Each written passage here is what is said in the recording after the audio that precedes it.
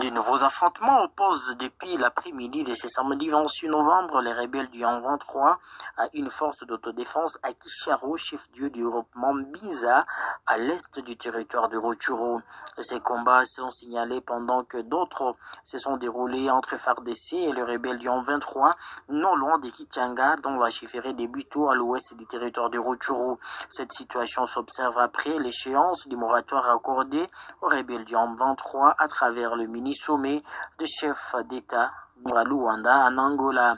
Cet après-midi, les rebelles du M23 ont lancé leur assaut sur la localité de Kisharo, 30 km est de Kiwanja, sur la route Kiwanja-Ishasha. Ils sont cependant butés à une résistance d'une force d'autodéfense locale suite à l'absence de FARDC dans cette entité du groupement Biza, indique un habitant de cette localité. Des détonations en armes lourdes et légères y sont entendues. Des habitants restent enfermés dans leurs maisons, indique notre source. Côté ouest de la chefferie des Buito, une accalmie règne sur la ligne de front dans le groupement Bushisha.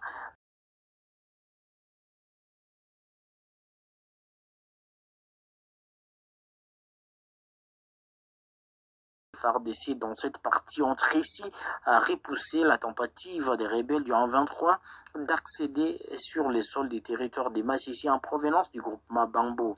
Des sources locales de la société civile signalent que des pertes énormes dans les rangs des rebelles du M23 ont été enregistrés.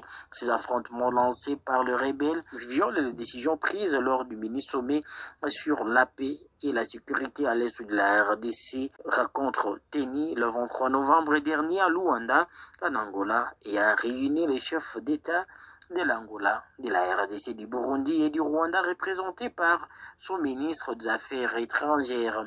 Dans leur communiqué final, il était prévu un cessez-le-feu sur les zones des combats vendredi 25 novembre à 18h, suivi d'un retrait immédiat des rebelles du M23 dans les zones qu'ils contrôlent. Sur terrain, les rebelles du M23 sont toujours visibles, gardent leur position